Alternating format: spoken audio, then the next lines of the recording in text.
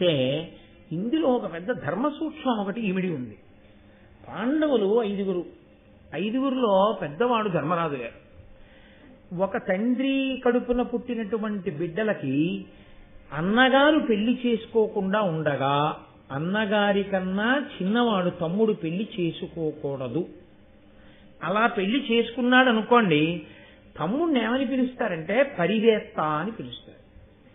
అలా పెళ్లి తనకి పెళ్లి కాకముందే తమ్ముడి పెళ్లి అయిపోయినా తాను పెళ్లి చేసుకోకుండా ఉండిపోయి అన్నయ్య హోదాలో వచ్చి అక్షతలు వేశాడు అనుకోండి, ఆయన్ని పరివేత్తి అని పిలుస్తారు.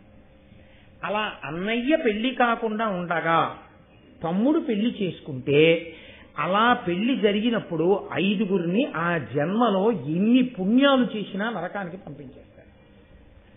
ఎవరెవరిని అంటే పెళ్లి చేసుకోకుండా తానుండగా తమ్ముడికి పెళ్ళవుతుంటే అంగీకరించిన అన్నగారిని, అన్నగారికి పెళ్లి అవ్వకుండా ఉండగా పెళ్లి చేసుకున్న తమ్ముణ్ణి, ఆ తమ్ముడికి పిల్లనిచ్చినటువంటి కన్యాదాతని, ఆ తమ్ముణ్ణి పెళ్లి చేసుకున్న పిల్లని, ఆ పిల్లకి ఈ పిల్లాడికి పెళ్లి చేయించిన పురోహితుణ్ణి.